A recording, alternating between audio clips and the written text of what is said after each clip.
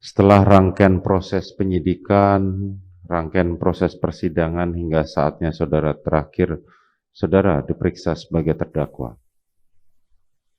Apa yang saudara mau sampaikan yang terakhir ini? Terima kasih Yang Mulia.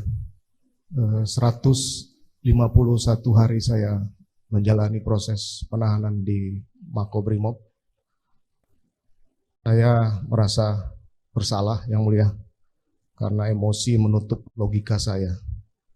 Saya sampaikan rasa bersalah ini dan penyesalan yang pertama kepada keluarga korban Yang Mulia, karena emosi saya kemudian menyebabkan putra keluarga Yosua bisa meninggal dunia.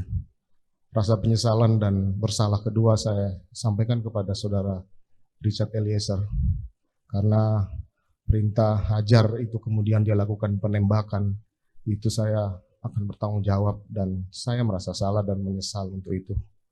Kemudian yang ketiga, saya menyampaikan juga rasa bersalah dan penyesalan yang dalam kepada istri saya, Ricky dan Kuat, yang saya harus libatkan dalam cerita tidak benar di Duren 3 sehingga mereka harus jadi terdakwa sekarang.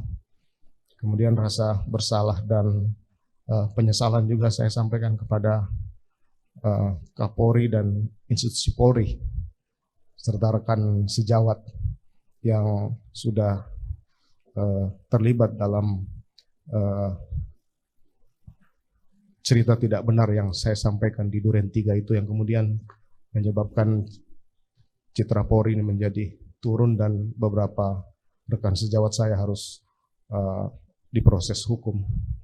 Kemudian saya juga menyampaikan rasa bersalah dan penyesalan kepada Bapak Presiden dan masyarakat Indonesia Yang Mulia, karena harus tersita perhatiannya dalam perkara ini karena kesalahan saya.